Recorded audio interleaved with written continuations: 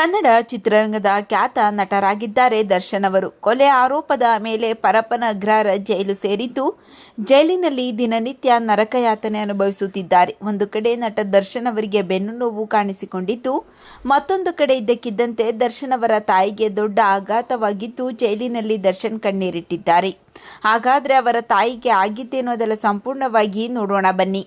ಪ್ರಸ್ತುತ ಜಾರಿಯಲ್ಲಿರುವ ಆದೇಶದ ಪ್ರಕಾರ ದರ್ಶನ್ 1 ವರ್ಷದ ಅವಧಿಯೊಳಗೆ ಜಾಮೀನು ಕೋರಿ ಅರ್ಜಿ ಸಲ್ಲಿಸಲು ಅವಕಾಶವಿಲ್ಲ.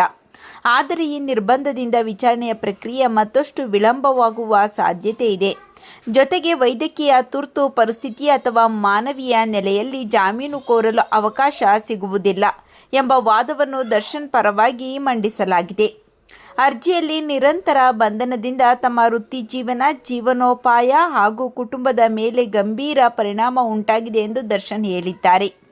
ಅಲ್ಲದೆ ತಮ್ಮ ತಾಯಿ ಗಂಭೀರ ಆರೋಗ್ಯ ಸಮಸ್ಯೆಯಿಂದ ಬಳಲುತ್ತಿದ್ದು, ಇಂತಹ ಪರಿಸ್ಥಿತಿಯಲ್ಲಿ 1 ವರ್ಷದ ಅವರಿಗೆ ಜಾಮೀನು ಅರ್ಜಿ ಸಲ್ಲಿಸಲು ಅವಕಾಶ ನಿರಾಕರಿಸಿರುವುದು ವ್ಯಾಪಕ ಪರಿಣಾಮ ಬೀರುವ ಸಾಧ್ಯತೆ ಇದೆ ಎಂದು ಅರ್ಜಿಯಲ್ಲಿ ಉಲ್ಲೇಖಿಸಲಾಗಿದೆ.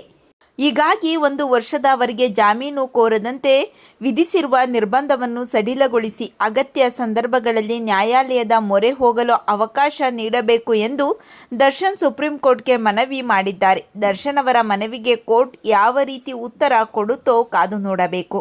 ವಿಜಯಲಕ್ಷ್ಮಿ ದರ್ಶನ್ ಅವರು ಕೂಡ ಪತಿಗೆ ಜಾಮೀನು ಸಿಗಲಿ ಎಂದು ದೇವರ ಮೊರೆ ಹೋಗಿದ್ದಾರೆ. ಈ ಬಗ್ಗೆ ನಿಮ್ಮ ಅನಿಸಿಕೆಗಳನ್ನು ಕಾಮೆಂಟ್ ಮಾಡಿ ತಿಳಿಸಿ.